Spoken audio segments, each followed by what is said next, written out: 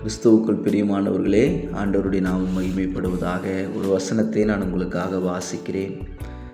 யோபுவின் புஸ்தகம் 9வது அதிகாரம் அதனுடைய 10வது வசனம். ஆராய்ந்து முடியாத பெரிய காரியங்களையும் எண்ணி முடியாத அதிசயங்களையும் அவர் செய்கிறவராயிருக்கிறார்.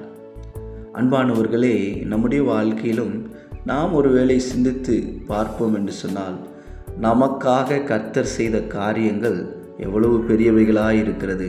நமக்காக அவர் செய்ததான நன்மைகள் எவ்வளவு அதிகமாக இருக்கிறது. அவர் பெரிய காரியங்களை செய்கிறார்.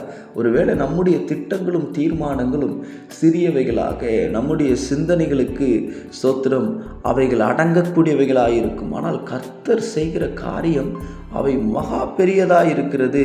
He'll do the great things for us. அவர் நமக்காக சிறந்த காரியங்களை செய்கிறவராக இருக்கிறார். பொல்லாதவர்களாகிய நீங்களே உங்கள் பிள்ளைகளுக்கு நல்ல ஈவை கொடுக்க நினைக்கும் போது பரமபிதா கொடுக்காமல் இருப்பாரோ என்ற வார்த்தை வேதத்தில் இருக்கிறது அல்லவா? பரமபிதா நம்முடைய வாழ்க்கையில் பெரிய காரியங்களை செய்கிறவராக இருக்கிறார். அவர் எண்ணி முடியாத அதிசயங்களை செய்யக்கூடிய நல்ல தெய்வமாக இருக்கிறார். அநேக நேரங்களில் சில பிரயாசங்கள் நம்முடைய வாழ்க்கையில் வருகிறது, நல்லது.